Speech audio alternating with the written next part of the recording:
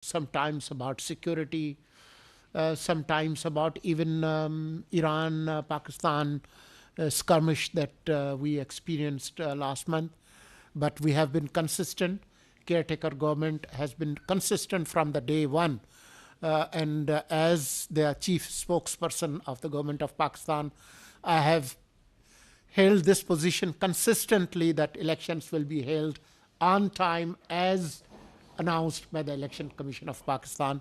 So we welcome you all, and we open this session for question. We would have to wind up before 1 p.m. because there are other important media activities planned that you are already aware of. So we'll have one question for each organization, and we'll just go back and forth. Madam Imran Jan has the names, and we'll go. Mr. Nick, would you like to ask any question from the Minister about the elections? Sure. So what's your, assuming that there are any problems on election day, how quickly would these military units be able to be, how quickly could you deploy them?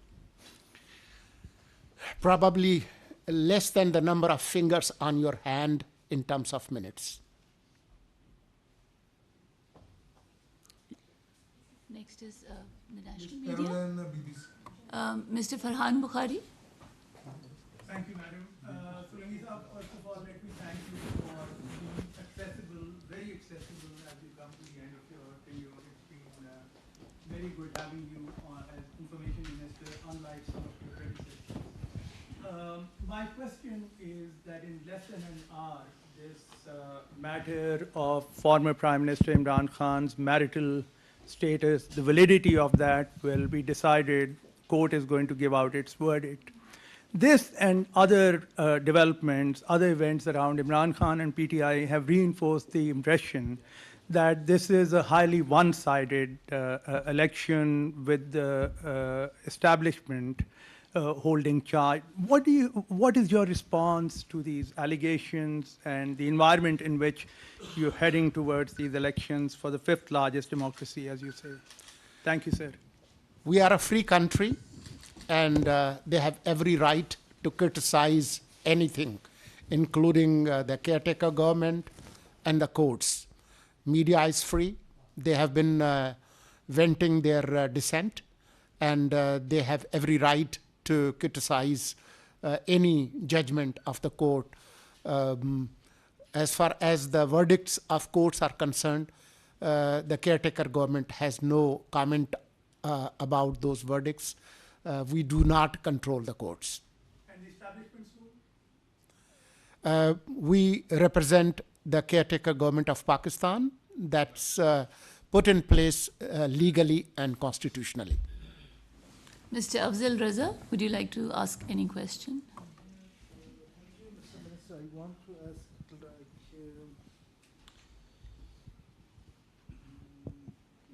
how many, can you please repeat the digits, how many voters would cast their votes for this year's election? 128.6 million voters across Pakistan. How many, do you have any figures, Minister, to how many males and how many females? Yes, we do have figures. Let me try to, yeah. Okay, thank you.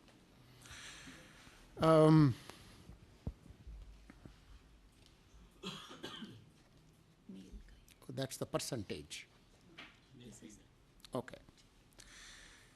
69.2 million voters are male voters, and 53.87 are, no, that's the percentage. I'm sorry, 59.3 million female voters. But if you look at the previous statistics, this gap has been bridged to a great extent. It has narrowed. So more women voters have been included. 2 million new women voters have been added. So this gap is narrowing down, especially in Punjab and Sindh, less in Balochistan, but more. Mr. Nazir? Thank you, ma'am. Sir, just a few days. Okay. Just a few days before the elections and terrorist attacks increase in Balochistan and KPK. So what do you think is the reason for the increase in these attacks? And what would you say about it? Thank you. Well, law and order and terrorism is not new to this country. We have been experiencing this for over a decade, especially around 2005 and 6 and 7. The 2008 elections were held in a very security threatened environment when there was a lot of terrorist activities. So that also continued in 2013, especially after August 15, 2021, when Taliban took over Kabul. Sadly, this terrorist spike has surged. And there are operational collaborations between different terrorist groups. I'm sure you are aware of the recent UN report, how the terrorist groups of different hues and shades, including Al-Qaeda and TTP, they are active in Afghanistan, and they use Afghanistan as the safe sanctuary. So we are experiencing that threat, but our security forces are battle hardened, and we will ensure that elections will be held in a peaceful environment. Ms. Friedrich, do you have a question to us? Yes. Could you please tell us a little bit about the international election observers? From which countries, from which bodies are they coming?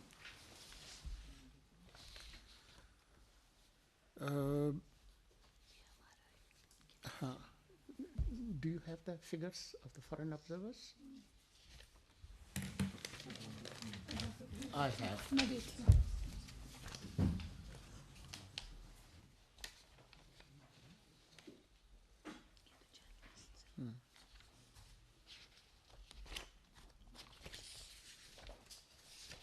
I'll get back to you. Let me just pull it out and take another question in the meantime. Ms. Liuzen, do you have a question? No? Okay. So now we come to the last one. I'm sorry, I missed you. Yes. Mr. Matar. I'd like to ask about the economic situation. Pakistan and especially the Caretaker government has signed so many MOUs with some countries, especially with Kuwait recently. And there was some news about that there will be reconstructuring of the FBR, and maybe there will be change of the currency, the local currency. My question is about the economy. Whether this election, in a way or another, the result of this election will affect Pakistan's relation with, for example, the Gulf countries, will improve the economic situation. What is the fate of those MOUs signed during the Caretaker government, especially with Kuwait? The economic initiatives that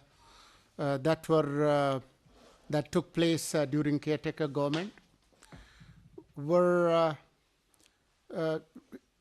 taken in the background of SIFC, Special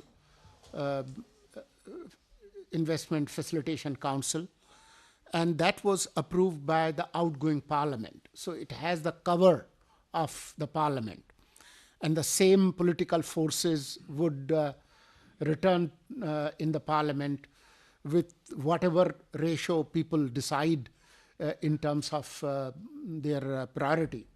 But the same political forces that endorsed these economic initiatives are about to return to parliament in few days. So I have full faith that these economic initiatives will continue. And our relationship with our partners in Gulf and elsewhere, including People's Republic of China, those relations will deepen. And Pakistan, that has been stabilized economically in last 5 months, there is enough to build on those initiatives. You can get back to her. About Ms. the Friedrich. FBR and the currency. I'm sorry? There was a part of my question about reconstruction of the FBR and changing of the currency. Yeah, even yesterday, SIFC approved, and our cabinet also approved economic reforms related to tax policy and FBR. But those changes will take place after we make some amendments in FBR and Customs Act, and that's the domain of the Parliament. So we will carry and forward those recommendations and the work that we have conducted so far to the next Parliament, and we are hopeful that these will be approved because they are in the greater interest of Pakistan and its economic future. And that will also stabilize rupee-dollar relationship. As you have seen, the day Caretaker government took oath of office on August 17 last year, the official interbank rate was 296 rupees for a single dollar, but in open market we couldn't find a dollar in 350 rupees or even 400, and there were speculations that we will just go to 500 rupees for a dollar. But because of the administrative measures and some efficient working of the governance system, we have stabilized the economy and also the open rate and the curb rate on the dollar. Ms. Friedrich, you can repeat the question and the Minister will answer now. My question was whether... Foreign observers. Yeah. Well,